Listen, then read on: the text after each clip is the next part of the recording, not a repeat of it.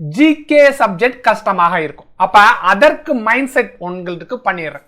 Round 1ல என்ன sir பண்ண போறோம் அப்படின்னா, எல்லா ஜிகே தலைப்புல இருந்தும் கான்செப்டா வரக்கூடிய தலைப்புகளை நம்ம படிக்க போறோம்.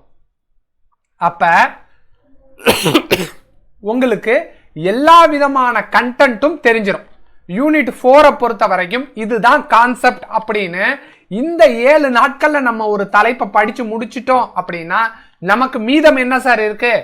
அதே யூனிட் 4ல இருக்கக்கூடிய ஃபேக்சுவல் டேட்டா தலைப்பு. இதுல எல்லாத்தையும் நீங்க மனப்பாடம் பண்ணா மட்டுமே போதுமானது அப்படின்னு தெரிஞ்சுக்கிங்க.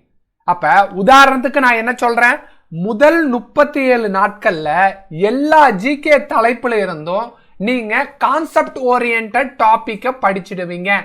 அதை படிச்சு முடிச்ச கையோடய உங்களுக்கு என்ன சார் தெரிய வந்துடும் அப்படின்னா, உங்களால எல்லாத்தையுமே ஈஸியாக படிக்க முடியும் அப்படிங்கிற கான்பிடென்ட் வந்துடும். இதுல நான் சொல்லியிருக்கேன்ல, அறிவியல் படிக்க தேவையில்லை அப்படின்ட்டு. அப்ப ரவுண்ட் 1ல நான் என்ன செய்யவே இல்லை அப்படின்னா, அறிவியல் சம்பந்தப்பட்ட தலைப்புகளை நான் உங்களுக்கு கொடுக்கவே இல்லை அப்படிங்கறத தெரிஞ்சுக்கிங்க. அப்ப ரவுண்ட் 2ல 68ல இருந்து 75 வரைக்கும் தான் நம்ம என்ன பண்ணியிருக்கோம், அறிவியலை பத்தியே பேசுறோம். மற்ற எல்லா தலைப்பிலும் நீங்க படிச்சிட்டீங்க அப்படின்னா அறிவியல் தலைப்பையும் நீங்க படிக்கலாம். அது உங்களுக்கு ஆப்ஷன் தான்.